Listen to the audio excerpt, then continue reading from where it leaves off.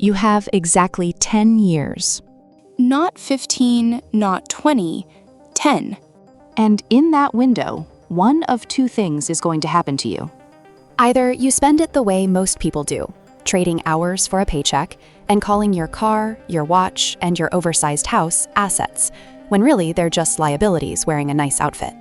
Or you spend those same 10 years building something that actually grows while you sleep. Here's the redefinition that changes everything. An asset isn't just a stock ticker or a rental property. An asset is anything that compounds in value or throws off returns over time. And some of the most powerful assets on this list would never show up on an accountant's balance sheet. No line item, no ticker symbol, no appraisal. But they build fortunes anyway. We're counting down from 15 to the single asset that everything else on this list depends on. The one thing that has to exist before any of the others can work. Stick around, because number 1 is not what you think.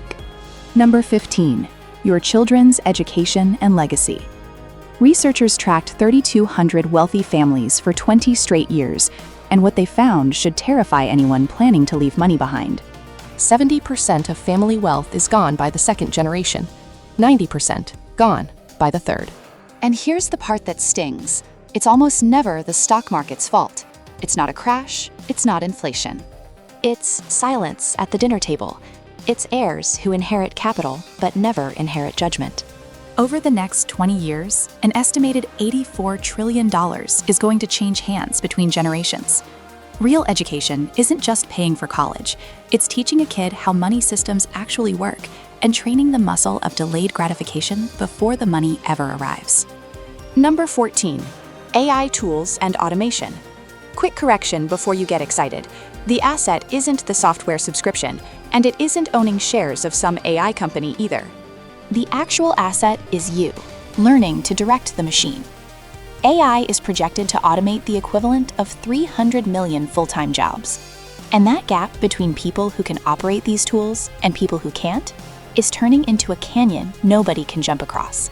Picture someone who used to grind through an 8-hour workday and now compresses that same output into 45 minutes, but keeps working full hours at that new speed. That person isn't working smarter in some vague motivational poster way. They are producing the output of a 10-person team from one laptop. AI doesn't just save you money. It buys back the one thing you can never purchase more of: time. Number 13, small business acquisitions. Forget the garage startup grind, the ramen noodles, the 18-hour days, the 90% failure rate. There's a quieter path. 10,000 baby boomers hit retirement age every single day in this country, and a huge number of them own profitable little businesses, cleaning companies, niche software tools, local logistics operations that they simply want out of. Many of them will finance the sale themselves, meaning you pay them back using the very cash flow the business already generates. Buy a solid operation at 2 to 4 times its earnings, and you're profitable from day one, before you've even digitized a single process to scale it further. Number 12, alternative stores of value. Gold, Bitcoin, fine art. Think of these less as lottery tickets and more as insurance policies. Every fiat currency in history has eventually lost purchasing power because governments print their way out of debt. Gold has held its value for 5,000 years for one simple reason: nobody can manufacture more of it. Bitcoin is the modern, mathematically capped version of that same idea: decentralized, finite, impossible to inflate away. Keep it to 5 or 10% of your portfolio, and you're never one bank policy away from watching your savings quietly shrink overnight. Number 11, farmland and commodity land. Here's a fact almost nobody thinks about. The earth is not making any more of it. Warren Buffett owns farmland. Bill Gates owns more farmland than almost anyone in the country. Why?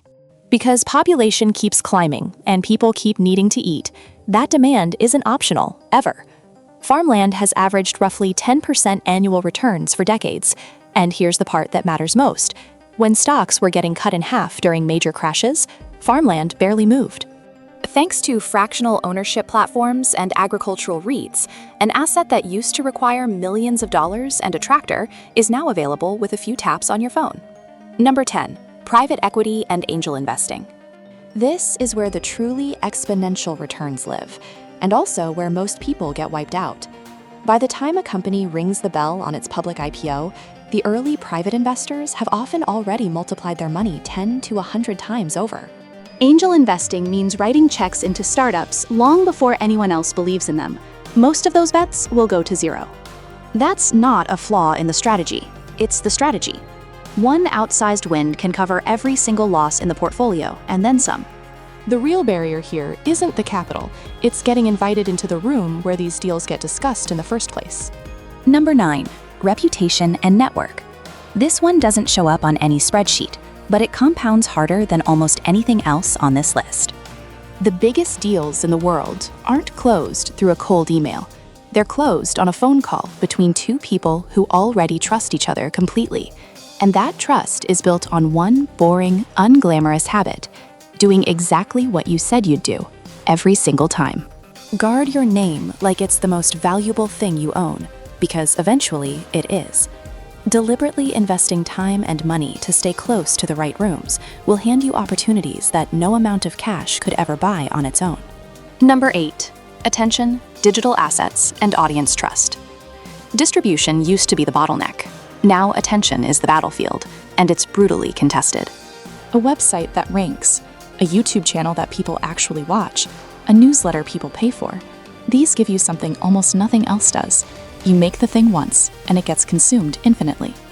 The creator economy is racing toward $500 billion.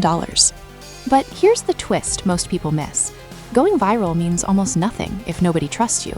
What actually matters is cultivating what's called true fans, people engaged enough to buy whatever you make. You don't need 1 million followers. 1,000 true fans can replace a full-time job permanently. Number 7, intellectual property. Books, patents, proprietary software, a course you build once. IP is powerful because the cost of selling one more copy to one more customer is basically zero.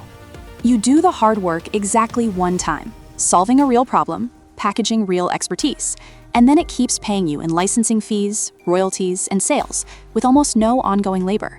You don't have to be famous for this to work. Build the single best guide or the sharpest niche tool in one specific industry, and you've built a revenue stream that runs largely on its own. Number 6, dividend stocks. This is the boring one, and boring is exactly the point. Buy shares in established blue-chip companies that have been reliably paying out profits for decades, and you get a check every quarter just for holding on. The real magic kicks in when you set those dividends to automatically reinvest, because now those new shares generate their own dividends, which buy more shares, which generate more dividends. 20 or 30 years of that quiet, unglamorous compounding builds one of the sturdiest financial foundations there is, with almost zero active management required. Number 5, index funds and ETFs. Here's a number that should stop you. Roughly 90% of professional, highly paid fund managers fail to beat the plain S&P 500 over a 15-year stretch. The pros mostly lose to the index. An index fund automatically holds the winning companies in an economy and quietly drops the losers, without you ever having to pick a single stock or time a single move. It's not flashy. It's just the most proven, most accessible wealth vehicle ever created. The steady floor everything riskier in your portfolio should be built on top of. Number 4, income-producing real estate. Historically, this has minted more millionaires than almost any other asset because 5 forces stack on top of each other at the same time. Leverage. Banks will hand you up to 80% of the purchase price. Cash flow. Your tenants are effectively paying down your loan every month while handing you income. Tax advantages. The tax code rewards property owners through depreciation and specific exchanges that defer capital gains. An inflation hedge. Rents climb with inflation, while your mortgage payment stays frozen in place. And equity. Every single month, the loan balance drops, and the property's value tends to rise, building your net worth on autopilot. Number 3, your own business and its equity. A job has a ceiling built into it by design. You hand over your best years and your best ideas, and someone else keeps the upside. A business flips that entirely. Build it right, systemize it so it doesn't need you standing in the middle of it every day, and it can run and scale without your physical presence being the bottleneck. Do that well enough, long enough, and you arrive at the real payoff, selling it. A business generating $500,000 in annual profit can sell for $2 to $5 million, turning years of grinding labor into a single life-changing check. Number 2, your health. Think of it as the operating system everything else runs on, not a lifestyle choice, a prerequisite. None of the other 14 assets on this list matter if you don't have the energy or the clarity to actually manage them. And the data backs this up hard. People in strong physical condition earn more, get promoted more, and consistently make sharper financial calls.